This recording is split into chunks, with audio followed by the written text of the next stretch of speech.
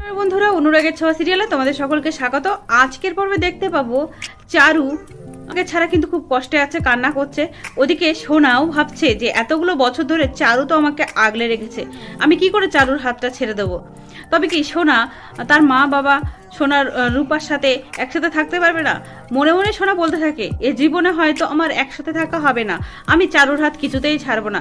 অন্যদিকে সূর্যদীপা ভাবতে থাকে সোনা মায়ের কি হলো, এত চিন্তার মধ্যে লাগছে সোনাকে, এত চিন্তিত কেন? সোনার সব কিছু কি মেনে নিল না, নাকি সোনা আবার সেই একই রকম ব্যবহার করবে? ওদিকে রূপা বলে হিংসুকুটি তুমি কি ভাবছো?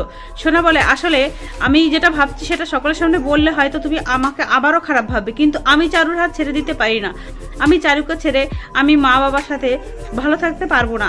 তার মায়ের কাছে হাত জোর করে বলে মা তুমি এবার আমাদের জীবন থেকে চলে যাও না প্লিজ, আমি চারুর সাথে বাবার বিয়ে দিতে চাই।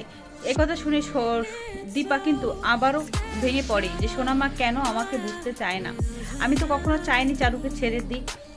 তখন রূপা বলে মা তুমি এখানে আর থেকো না, তুমি এখান থেকে এখন চলো, তোমার শরীরের অবস্থা খুব একটা ভালো নয়, তোমার রেস্টের প্রয়োজন। এটা বলে রূপা তার মাকে নিয়ে কিন্তু সাক্ষ্যদীপের বাড়ি ফিরে যায় আর বলে যে মা তুমি আর চিন্তা করবে না। তখন দীপা বলে না আসলে সোনা মা তার কর্তব্য পালন করছে, সোনাকে চারু এতগুলো বছর ধরে মানুষ করেছে, সেই কর্তব্য থেকে সোনা কি করে সরে আসতে পারে।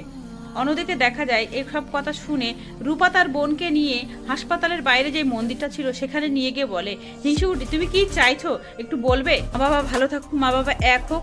তখন সোনা বলতেই যাবে, তখন রূপা বলে আসলে আমি জানি মা আমাকে বলেছে তুমি সমস্ত কর্তব্য পালন করতে চাইছো, ঠিক আছে সেটা তুমি করো, কিন্তু বাবা মাকে এভাবে একা ছেড়ে দিয়ে নয়, প্রমিস করো আমরা বাবা মায়ের কষ্টটা দূর করব। তখন রূপার কথায় কিন্তু সোনা তার হাতে হাত দিয়ে কথা দেয়।